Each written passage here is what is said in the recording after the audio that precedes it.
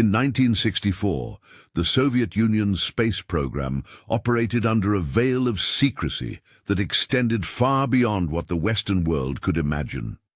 Behind the triumphant announcements of Yuri Gagarin's flight and the steady stream of cosmonauts who returned as heroes, there existed a parallel narrative that official records would never acknowledge.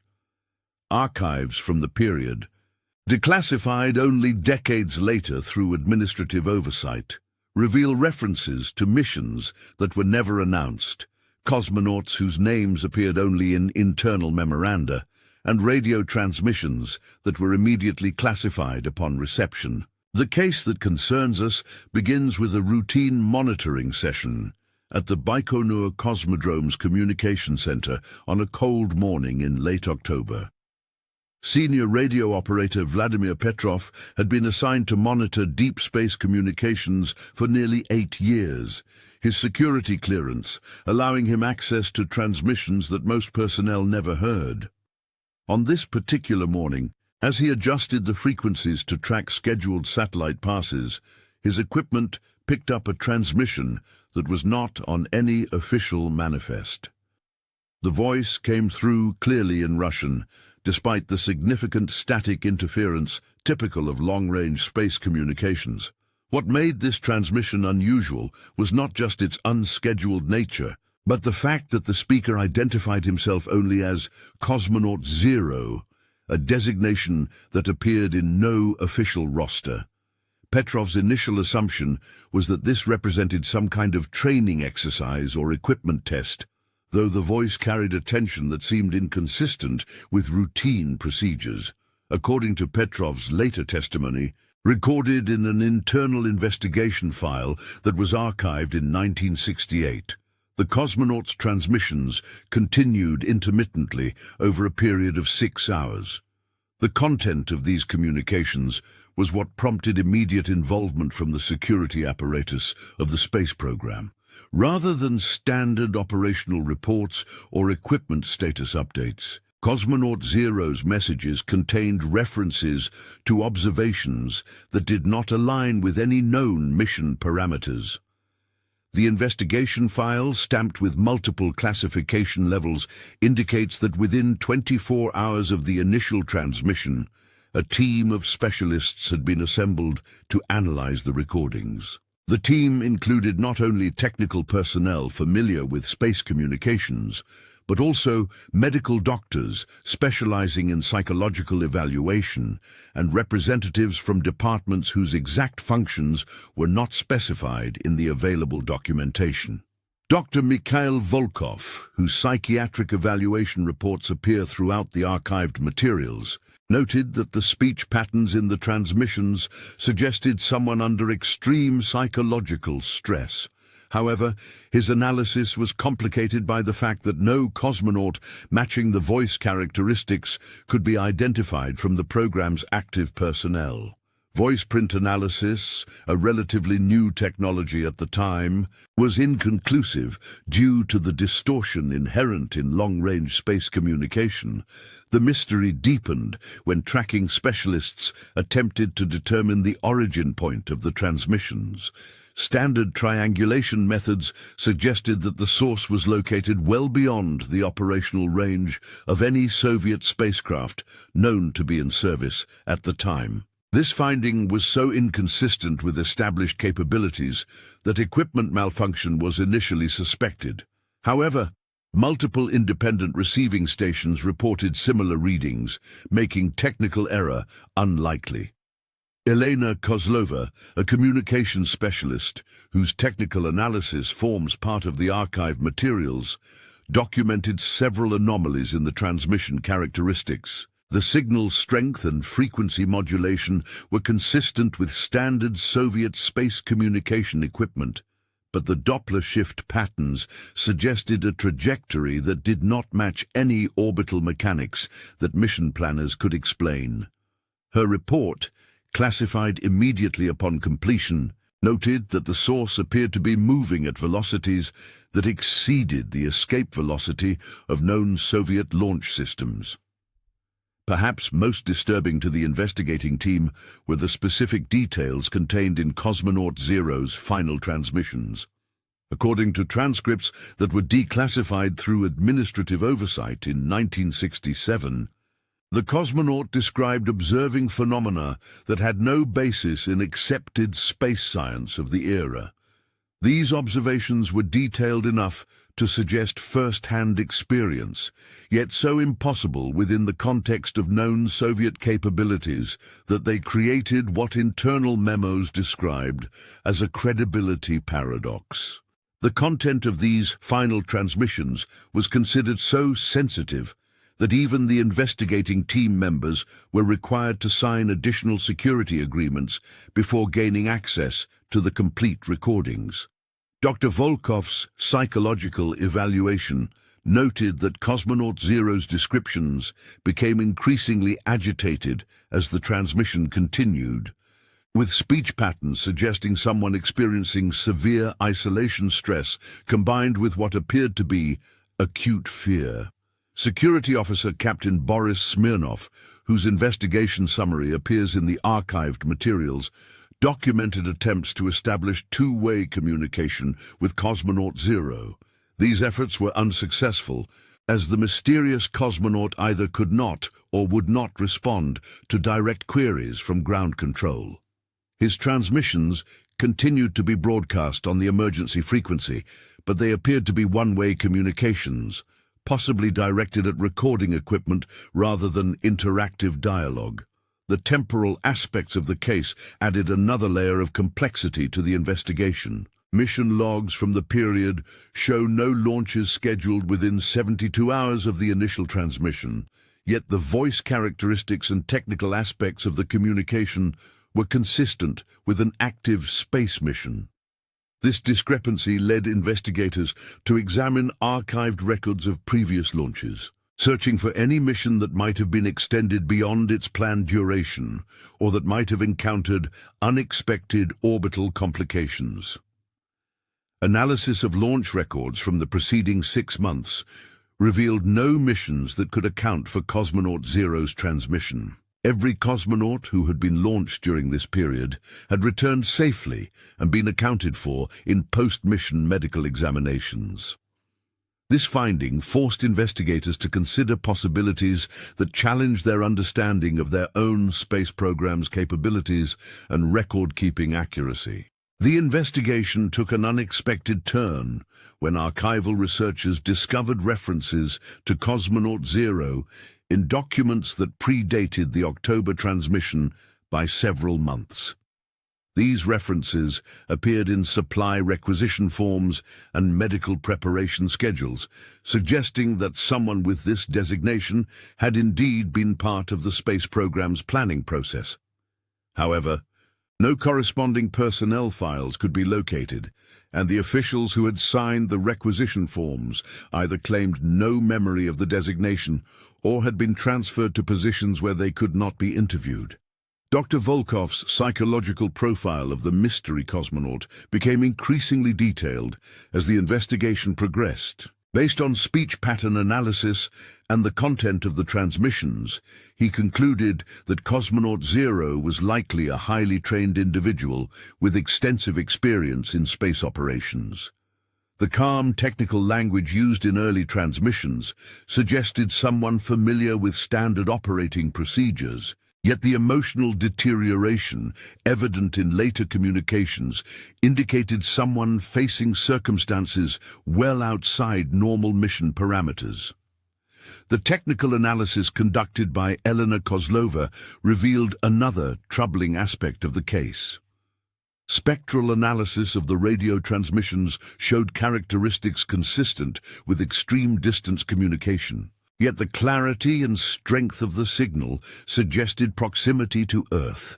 This contradiction could not be resolved using available technology, leading to speculation about equipment capabilities that were not part of the official Soviet space program inventory. Communications logs from the period show that similar anomalous transmissions were detected by monitoring stations in other locations.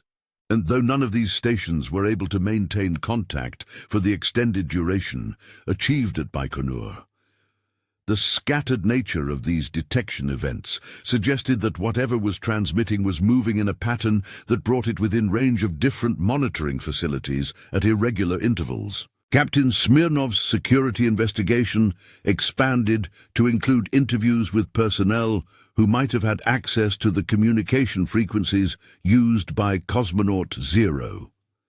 These interviews revealed a troubling pattern of memory gaps and contradictory statements among senior staff members. Several individuals reported having heard unofficial discussions about experimental missions that were not part of the standard briefing materials, yet none could provide specific details about the nature of these alleged experiments. The investigation reached a critical point when monitoring equipment detected what appeared to be Cosmonaut Zero's final transmission.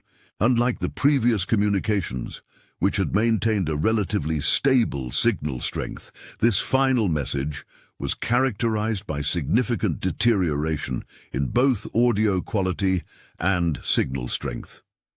Dr. Volkov's analysis of this transmission noted marked changes in the speaker's emotional state, with speech patterns suggesting extreme distress and possibly imminent physical danger. The content of this final transmission was considered so sensitive that it was immediately classified at the highest levels available to the space program. Only 3 copies of the complete transcript were prepared, and these were distributed only to individuals with special authorization from the program's director. The investigating team members were allowed to review the material, but were not permitted to retain copies or take notes during their examination. According to the limited documentation that survived the classification process, Cosmonaut Zero's final words contained references to observations that challenged fundamental assumptions about space travel and orbital mechanics. The specificity of these observations suggested direct experience with phenomena that were not part of any known Soviet space mission profile. Dr. Volkov noted that the emotional intensity of these final communications was consistent with someone facing immediate mortal danger. Signal tracking data from the final transmission indicated that the source was moving away from Earth at an accelerating rate. The Doppler shift patterns suggested velocities that exceeded the capabilities of any known spacecraft, leading investigators to question the accuracy of their tracking equipment. However, confirmation from multiple independent monitoring stations made measurement error unlikely. The investigation officially concluded in early 1965 with a classification level that removed all materials from standard archive access. Captain Smirnov's final report, according to references found in later administrative documents, recommended that all evidence related to Cosmonaut Zero be transferred to a special archive facility whose location was not specified in available records. Personnel who had been involved in the investigation were reassigned to other duties, with several receiving transfers to facilities that were geographically distant from Baikonur. Dr. Volkov's psychological evaluation concluded that Cosmonaut Zero had most likely been a legitimate member of the Soviet space program who had encountered circumstances that were beyond the scope of normal mission parameters. His recommendation was that future space missions include enhanced communication protocols and emergency response procedures to prevent similar situations from occurring. However, there is no indication in available records that these recommendations were implemented. Elena Kozlova's technical analysis was archived with a classification that prevented its contents from being reviewed by subsequent technical staff. Her report summary, the only portion that remained accessible to cleared personnel, noted that the communication characteristics of Cosmonaut Zero's transmissions suggested technological capabilities that exceeded official program specifications. She recommended a comprehensive review of communication equipment and tracking systems to determine how such transmissions could occur without prior detection. The case of Cosmonaut Zero became a reference point for several subsequent investigations into anomalous communications detected by Soviet space monitoring facilities. However, these later cases were handled through different administrative channels, and their relationship to the original 1964 incident was not documented in available records. Personnel who had been involved in the original investigation were not consulted for these later cases, suggesting a deliberate effort to compartmentalize information. Years later, when Vladimir Petrov was interviewed as part of a routine security review, he reported that he continued to monitor the frequencies associated with Cosmonaut Zero's transmissions. According to his statement, these frequencies remained active but carried only background static characteristic of deep space monitoring. He noted that on several occasions he had detected brief signal variations that might have indicated attempted communication, but these events were too brief and weak to constitute confirmed transmissions. The administrative oversight that led to the declassification of portions of the Cosmonaut Zero investigation occurred during a facility reorganization in 1967. Documents that should have been transferred to the Special Archive were instead misfiled in standard historical records, where they remained until a routine inventory in 1969 brought them to the attention of archive specialists. By this time, most of the personnel who had been involved in the original investigation were no longer available for consultation. Archive specialists who discovered the misfiled documents noted several gaps in the record that suggested portions of the investigation had been removed before filing. The missing materials included the complete transcripts of Cosmonaut Zero's transmissions, detailed technical analyses of the communication equipment, and psychological evaluation reports that had been referenced but not included in the archived materials. These gaps made it impossible to reconstruct the complete scope of the investigation or its ultimate conclusions. The impact of the Cosmonaut Zero case on subsequent Soviet space operations cannot be determined from available records. However, procedural changes implemented in the space program during 1965 included enhanced communication, monitoring protocols, and expanded psychological evaluation procedures for returning cosmonauts. These changes were consistent with recommendations that might have emerged from the investigation, though no direct connection is documented in accessible materials. Modern analysis of the available records has focused on the technical aspects of the communications and their consistency with Soviet space technology of the era. Experts in historical space technology have noted that the signal characteristics described in the investigation files are consistent with standard Soviet communication equipment, but the range and duration of the transmissions exceed what should have been possible with known spacecraft capabilities.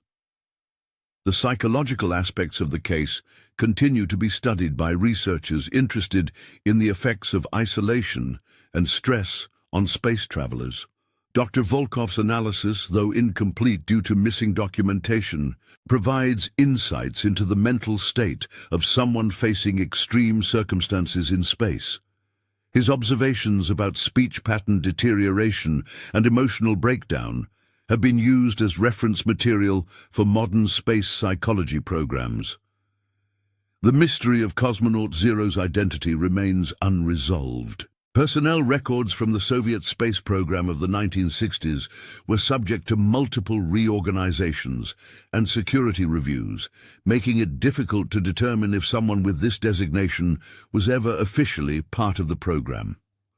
The absence of corresponding medical records, training documentation, and mission assignments suggests that either the records were deliberately removed or that Cosmonaut Zero operated under exceptional circumstances that bypassed normal documentation procedures. Security considerations surrounding the case have prevented comprehensive investigation by modern researchers. Materials that were transferred to special archives in 1965 remain classified, and personnel who might have had knowledge of the case have either passed away or are no longer accessible for interviews. The administrative oversight that allowed partial declassification has been corrected, ensuring that remaining materials stay within restricted access protocols. The technological implications of the Cosmonaut Zero transmissions continue to puzzle experts in space communication. The combination of signal strength, range, and duration described in the investigation files suggests capabilities that were not officially part of the Soviet space program inventory. This discrepancy has led to speculation about experimental technologies that might have been under development but were not documented in standard program records. Radio operators who worked at Soviet space monitoring facilities during the 1960s have occasionally reported detecting brief transmissions that reminded them of the Cosmonaut Zero communications. However, these reports are anecdotal and have not been confirmed through official channels. The frequencies associated with the original case continue to be monitored as part of routine space surveillance operations, though no significant activity has been detected in recent decades. The investigation files that remain accessible provide a glimpse into the security protocols and technical capabilities of the Soviet space program during its early years. The level of classification applied to the Cosmonaut Zero case suggests that it was considered a significant security concern, though the specific nature of this concern cannot be determined from available documentation. The involvement of medical specialists and security personnel indicates that the case was viewed as having implications beyond routine communication anomalies. Educational institutions that study space history have used the Cosmonaut Zero case as an example of the challenges faced by early space programs in monitoring and maintaining communication with spacecraft. The technical difficulties described in the investigation files illustrate the limitations of 1960s communication technology and the problems that could arise when equipment operated at the edge of its capabilities. The human element of the case remains perhaps its most compelling aspect. Cosmonaut Zero's final transmissions, according to the limited information available in declassified materials, provided a first-hand account of someone facing extraordinary circumstances in the isolation of space. The emotional deterioration documented by Dr. Volkov offers insights into the psychological challenges of space travel that were not fully understood during the early years of the space program. Modern space agencies have incorporated lessons learned from cases like Cosmonaut Zero into their communication protocols and emergency response procedures. The importance of maintaining continuous contact with spacecraft and having comprehensive backup communication systems has been emphasized in training programs for both cosmonauts and ground control personnel. The psychological support systems available to modern space travelers reflect an understanding of the isolation and stress factors that were highlighted by the Cosmonaut Zero investigation. The legacy of the case extends beyond its technical and security implications to its impact on how space agencies approach the documentation and archiving of mission records. The gaps and inconsistencies found in the Cosmonaut Zero files have been used as examples of the importance of maintaining comprehensive and secure record-keeping systems for space operations. Modern archive protocols include redundant storage systems and access controls designed to prevent the loss of critical information. Research into the case continues despite the limitations imposed by classification restrictions and missing documentation. Academic institutions have used available materials to study the decision-making processes and security protocols of early space programs. The interdisciplinary nature of the investigation, involving technical specialists, medical professionals, and security personnel, provides insights into how complex cases were handled during the early years of space exploration. The broader implications of the Cosmonaut Zero case touch on fundamental questions about the completeness of our historical understanding of early space programs. The existence of missions or activities that were not documented in standard records raises questions about other aspects of space exploration that might have been classified or forgotten. This uncertainty has motivated efforts to declassify additional materials from the early space program era, though security concerns continue to limit access to many historical documents. International cooperation in space exploration has been influenced by cases like Cosmonaut 0, which highlighted the importance of maintaining open communication channels and sharing information about space activities. Modern international space programs include protocols for information sharing and mutual assistance that might have prevented the isolation and communication difficulties experienced by Cosmonaut 0. The technical challenges revealed by the investigation have contributed to the development of more robust communication systems for modern spacecraft. The signal degradation and tracking difficulties described in the investigation files illustrated the limitations of early space communication technology and led to improvements in antenna design, signal processing, and tracking capabilities. Modern spacecraft carry multiple communication systems with overlapping coverage areas to prevent the kind of communication isolation that characterized the Cosmonaut 0 case. The final mystery of what became of Cosmonaut 0 remains unresolved. The investigation files contain no indication that contact was ever re-established after the final transmission in October 1964. Signal tracking data suggested that the source of the transmissions was moving away from Earth at high velocity, but the ultimate destination or fate of whatever was transmitting remains unknown. This unresolved conclusion has made the case a subject of continued speculation and research among those with access to the available materials. The documentation that survives from the investigation provides a unique window into the operational procedures and security protocols of the Soviet space program during its formative years.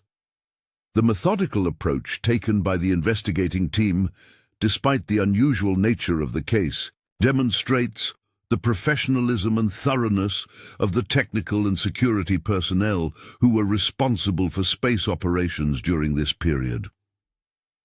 In the years following the investigation, changes in personnel and administrative procedures within the Soviet space program made it increasingly difficult to maintain institutional memory about cases like Cosmonaut 0.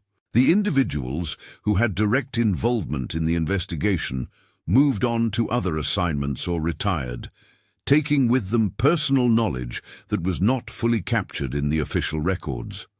This loss of institutional memory has complicated efforts to understand the complete significance of the case. The equipment and facilities used in the Cosmonaut 0 investigation were eventually upgraded or replaced as the Soviet space program expanded its capabilities. The monitoring stations that first detected the mysterious transmissions were modernized with new equipment that had different technical specifications and capabilities. This technological evolution has made it difficult for modern researchers to fully understand the technical environment in which the original investigation took place. The psychological insights gained from Dr. Volkov's analysis of Cosmonaut 0's communications have influenced the development of support systems for space travelers. Modern understanding of the psychological challenges of space travel incorporates lessons learned from cases where individuals faced extreme isolation and stress. The communication patterns documented in the Cosmonaut 0 case have been used as training materials for personnel who monitor space communications and provide psychological support to astronauts and cosmonauts. The security implications of the case extended beyond the immediate investigation to influence how space agencies handle information about their operations. The classification protocols applied to the Cosmonaut Zero materials became a model for how sensitive information about space activities should be protected while still allowing for necessary operational coordination and historical documentation. As the decades have passed since the original incident, the Cosmonaut Zero case has become a reference point for researchers studying the early history of space exploration. The combination of technical mystery, security concerns, and human drama that characterize the case illustrates many of the challenges and uncertainties that marked the beginning of human space travel. Despite the limitations imposed by missing documentation and classification restrictions, the available materials continue to provide valuable insights into this formative period of space exploration. The frequencies that once carried Cosmonaut Zero's voice across the vast emptiness of space continue to be monitored by tracking stations around the world. Radio operators occasionally report brief anomalies that might represent attempts at communication, but these events remain unconfirmed and could easily be attributed to equipment variations or atmospheric interference. The silence that has characterized these frequencies for more than 5 decades serves as a reminder of the isolation and uncertainty that marked the early years of human space exploration. The echo of those final transmissions, recorded on equipment that has long since been replaced, represents one of the most haunting mysteries in the history of space travel. Whatever happened to Cosmonaut Zero in the cold darkness beyond Earth's atmosphere remains unknown, a reminder that even in our age of advanced technology and comprehensive communication systems, space continues to hold secrets that challenge our understanding and capabilities. In 1968, during the administrative reorganization that led to the accidental declassification of portions of the investigation, one final document surfaced that had been overlooked in the original filing process. This document was a brief technical note written by Elena Kozlova, dated 3 days after Cosmonaut Zero's final transmission. The note contained a single observation that had not appeared in any other part of the investigation record. According to Kozlova's note, analysis of the final transmission signal decay pattern suggested that the source had not simply moved beyond the range of Earth-based monitoring equipment. Instead, the mathematical characteristics of the signal degradation were consistent with what communication engineers term hard termination, the complete and instantaneous cessation of transmission that occurs when broadcasting equipment is suddenly destroyed or disabled. This technical observation was never incorporated into the official investigation findings, possibly because it arrived after the case had been classified and transferred to special archives. However, its implications were significant enough that Kozlova made a personal notation in her work files, which were discovered only when her laboratory was cleared following her transfer to another facility. The hard termination pattern identified by Kozlova suggested that Cosmonaut Zero's final transmission had ended not because the spacecraft had moved out of range, but because something had happened to the communication equipment or the person operating it. This finding cast the mysterious cosmonaut's fate in an even more troubling light, implying that the isolation and distress evident in the final communications had culminated in some kind of catastrophic event. Vladimir Petrov, the radio operator who had first detected Cosmonaut Zero's transmissions, continued to monitor the associated frequencies until his retirement in 1973.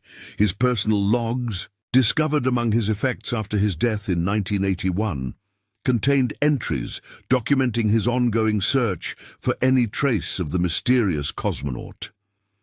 These entries revealed that Petrov had become convinced that Cosmonaut Zero represented someone who had been deliberately erased from official records for reasons that went beyond standard security protocols. The final entry in Petrov's personal logs, dated just weeks before his death, contained a statement that summarized his decades of reflection on the case. He wrote that in all his years of monitoring space communications, he had never encountered anything that compared to the combination of technical impossibility and human desperation that characterized Cosmonaut Zero's transmissions. He concluded that whatever had happened in October 1964 represented something that the Soviet space program had been unprepared to handle or acknowledge. The mystery of Cosmonaut Zero has never been resolved.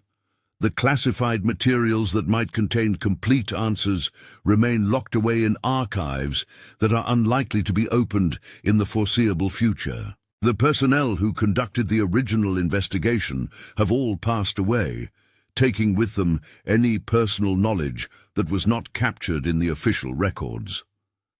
Modern space agencies continue to encounter communication anomalies that remind seasoned operators of the Cosmonaut Zero case.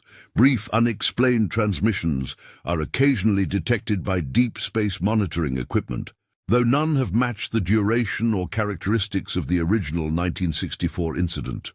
These modern anomalies are typically attributed to equipment malfunction or interference from unknown sources, but they serve as reminders that space communication remains an imperfect science, even with advanced technology. The human cost of early space exploration, exemplified by cases like Cosmonaut Zero, has influenced how modern space agencies approach the psychological and safety aspects of long-duration missions.